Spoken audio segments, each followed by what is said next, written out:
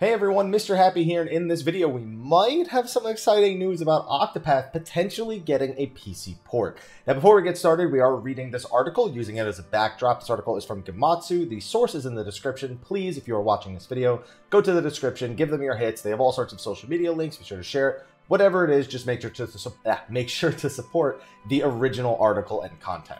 Now, Octopath Traveler is a game that I loved. It's something that released on the Switch in July of 2018, and it did pretty well. It did over 1.5 million units while being a console exclusive, which isn't anything new, but is good for one of these old school RPGs to prove that it is really a part of the genre that shouldn't be ignored. Now, a lot of people have asked for ports to other things, and honestly, when it's on a Switch exclusive, I don't usually have hope for the game seeing any other platforms. However, one thing we regularly track here is copyrights, and whenever something is copyrighted or given an age rating or anything along those lines, we usually take it pretty seriously. Unless it's Final Fantasy XIV in Brazil, then we have to be a little bit cautious.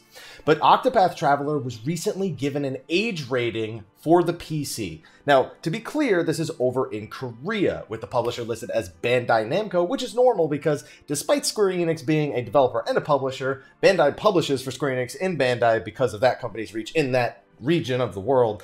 But either way, all that information is listed. Now, originally, like I said, it launched in July 2018. One thing we had no idea is, I wonder if there's an exclusive, or I guess a timed exclusivity when it comes to this title. It's not uncommon for games to have a minimum year of exclusivity and then to release a PC version of it later. Is it possible that we could be seeing Octopath releasing for the PC after July of 2019? Perhaps there was a one-year exclusivity clause for the Switch that we didn't know about as consumers? I'm hoping so. I want more people to experience this game. While it definitely had some issues, especially in the degree of storytelling, with having a story more about the world of Orstera that takes place and less about the characters that you're actually playing as, which can be interpreted in any which way.